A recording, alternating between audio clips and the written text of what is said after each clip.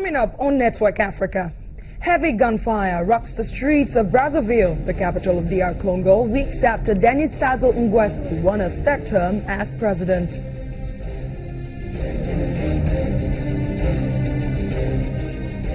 Three former African leaders named in the world's biggest financial scandal was revealed by Panamanian law firm Mossack Fonseca.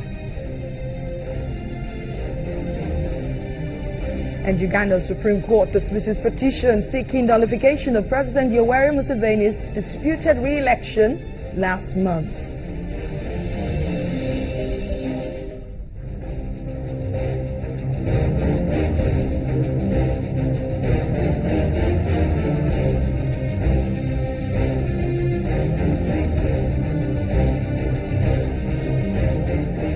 And welcome to Network Africa. I am Adeshewa Josh. It's the start of a new week, and as always, let's bring you up to speed with the stories that made headlines across Africa over the weekend.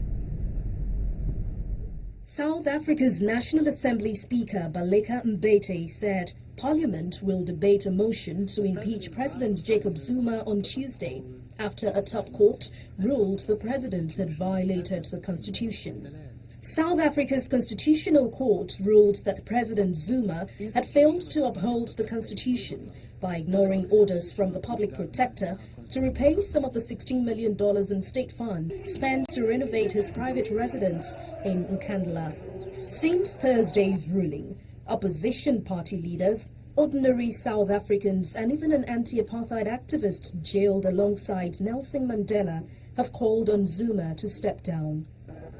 Then Central African Republic President Faustin Archange Touadéra, according to a decree read on national radio, has named his former campaign director as his prime minister. President Touadéra, a former prime minister and mathematics teacher, was elected in February, ending a transitional government that has led the landlocked nation since early 2014. President Touadéra has pledged to bring peace and development to the former French colony, which was seized by religious and intercommunal conflict from 2013. Finally, in Niger, according to a statement from the government Secretary General read on public radio, the government of Niger has formally resigned to make way for a new cabinet after the re-election of President Mahamadou Issoufou. President Issoufou was re-elected for a second term in March polls, boycotted by the opposition, and was sworn into office on Saturday, vowing in a speech to continue the West African nation's fight against terrorism. The former French colony has deployed troops against the Nigeria-based extremist group Boko Haram and has also contributed to a regional offensive against the militants. Burundi government has finally said yes to allowing foreign policing in the embattled country as it accepts the United Nations Security Council's resolution to send in police troops after months of political tension. The 15-member council unanimously adopted a French-drafted resolution asking UN Secretary General Ban Ki-moon to offer options for a police deployment to Burundi, where violence threatens to spiral into ethnic conflict. According to Burundi's Foreign Minister Alain Nyamitwe, the UN resolution is a welcome idea since it takes into account all the concerns shared by the government, but Lyon's Ngendakumana, chairman of the opposition Frodebu party, criticized the resolution for failing to call for the deployment of peacekeepers.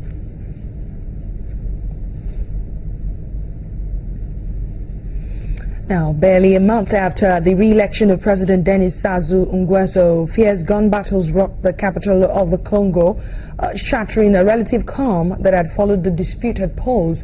The fighting between security forces and unidentified gunmen was some of the worst to hit Brazzaville since 1997, when Sassou Nguesso returned to power after months of urban warfare between rival militia groups in the capital. The gunfire broke out in the opposition strongholds of Makelekele and Bakongo at about 3 a.m. local time and lasted until 6 a.m. It resumed again at around 8 a.m.